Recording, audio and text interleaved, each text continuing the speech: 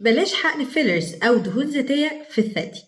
احنا في شهر بينك اكتوبر او اكتوبر الوردي، وده شهر التوعيه بسرطان الثدي او بالصحه العامه للثدي عموما.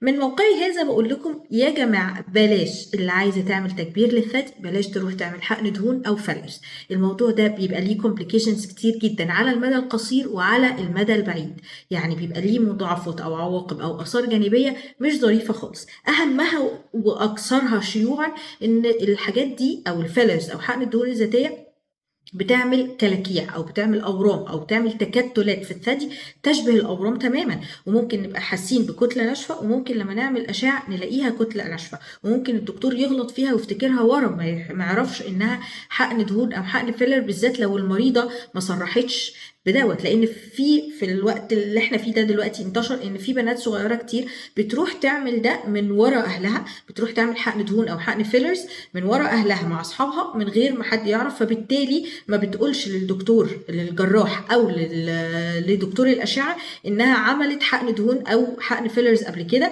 وبالتالي بيبقى في كتله في الثدي او في كلكيعه واحنا مش عارفين سببها ايه ومش قادرين نوجد لها تفسير، بالذات المريضه بتنكر انها عملت الحقن ده قبل كده. فاحنا ممكن يتسبب في اورام او كلاكيع او يخليني اتشخص متاخر، يعني لا قدر الله لو في ورم واحنا عاملين حقن دهون او حقن فيلرز فهو عامل كلكعه قبل الورم، فممكن ما احسش بوجود الورم واتاخر في التشخيص بتاعه او ما يتشافش كويس في الاشعه. دي نقطه تانية، زائد ان احتماليه العدوى كبيره جدا، بالذات دلوقتي ان كل الناس بتحقن. مش شرط دكتور، مش شرط جراح، مش شرط تجميل، دلوقتي اي حد ممكن يحقن اي حاجه، فبالتالي ممكن تبقى في عدوى كبيره جدا وممكن يعمل خراريج. وشفت حالات كتيره جدا بعد الحقن حاصل خراج وحاصل صديد وحاصل التهابات عنيفه في الثدي، وبدل ما الثدي يبقى متجمل بقى متشوه، لان نتيجه الالتهاب دي حصل سمار في الجلد وحصل تليفات، فحرفيا الشكل الجلد بيبقى متشوه وبيبقى شكله سيء جدا، وبيبقى علاج الحاجات دي اصعب بكتير من ان احنا في جلسه نحقن. ممكن يبقى علاجها جراحي واكتر من جلسه وبرضه النتائج التجميليه ما بتبقاش احسن حاجه، فبالتالي الموضوع ده مرفوض تماما.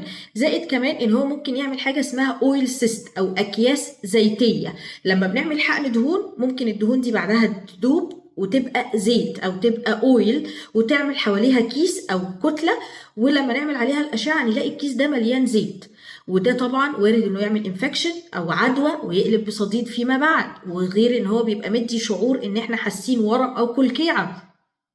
والحاجات دي ما بتروحش وما بتدوبش، يعني ملهاش حل تماما الا انها تتفتح وتتشال، بالذات بقى لو احنا حقنين حتت صغيره في حتت كتير. هل بقى نفضل نفتح كل شويه ونشيل كل حاجه؟ مش حاجة ظريفة. او لو هما كمية كبيرة ومحقونة فبتعمل كتلة واحدة كبيرة والبيشنت بتيجي باحساس ان عندها ورم كبير، طب ازاي هنعمله؟ وممكن لو اتشفط يرجع تاني او اصلا ما يتشفطش لانه بيبقى متكتل وبيبقى لزج فممكن ما يطلعش، فبالتالي احنا ممكن نخش في مشاكل كبيرة جدا بسبب حقن الدهون وحقن الفيلرز ومن غير ما ناخد نتائج. ليه بقى؟ لان اصلا الدهون بتخس او بتقل تقريبا من 40 ل 60% من حجمها في خلال اول سنه من الحقن، فانا لو حقنه تقريبا 100 سم على اخر السنه هلاقيهم 40 او 60، وده حاجه صغيره، فالحجم اللي اتحقن صغر وراح، يبقى انا استفدت ايه غير الفلوس اللي ضاعت طبعا في الجلسات بتاعه الحقن ديت؟ فبالتالي انا ولا خدت منه نتيجه تجميليه ولا انا خدت منه نتيجه، وكمان عمل لي اثار جانبيه وتليفات واورام ومشاكل كتيره جدا في الثدي. لو سمحتم بلاش حقن دهون وفيلرز، اسالوا على الطرق الصحيحه لتكبير الثدي، وبلاش نجري ورا اي ترند وخلاص، وما نروحش الناس مش متخصصه ممكن تضللنا وما تقولناش الصح او المضاعفات طويله المدى لحقن الدهون والفيلرز في الثدي. انا دكتوره ساره زيتون، استشاري جراحات اورام الثدي التجميليه. لو في اي اسئله هستناكم تكتبوها تحت الفيديو، وما تنسوش تعملوا فولو وسبسكرايب عشان تعرفوا اكتر عن الثدي.